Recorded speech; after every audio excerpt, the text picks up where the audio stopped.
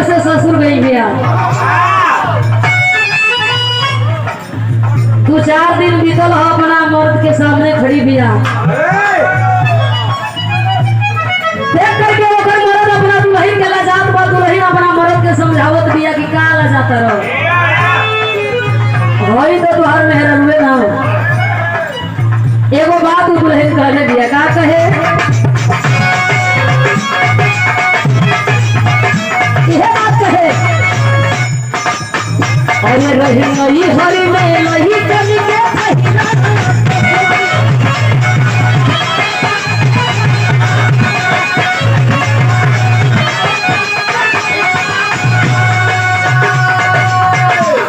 जी को मेला जाई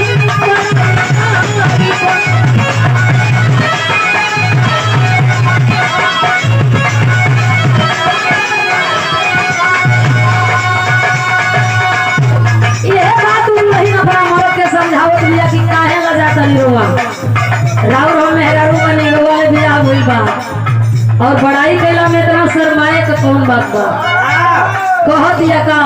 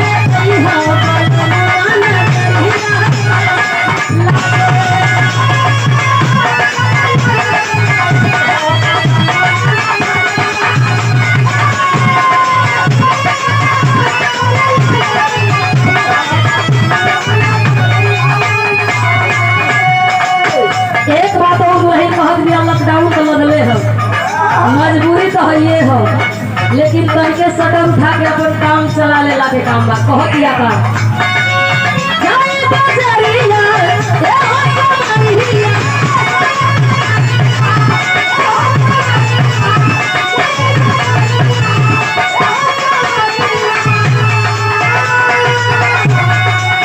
मर्द अपना दुल्हन के मना करत बा, समझावत बा कि पुलिस के डंडा हमके नहीं खाए के, लेकिन मेहरारू माने के तैयार ना हो। कहत है जी रवा कैसो मर्द बानी जी, चली हमार बात सुनी का कहतिया।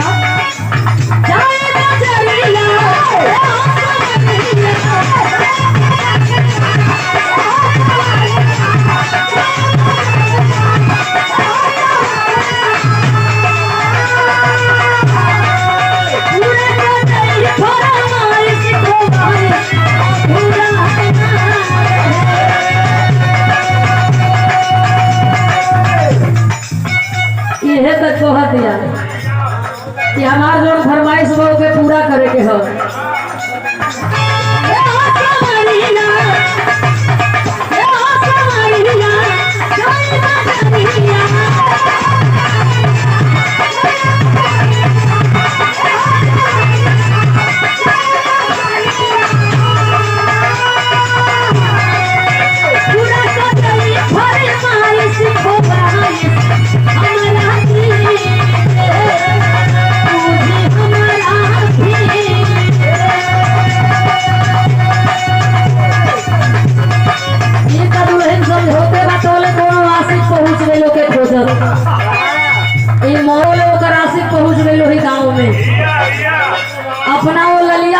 इज्जत हो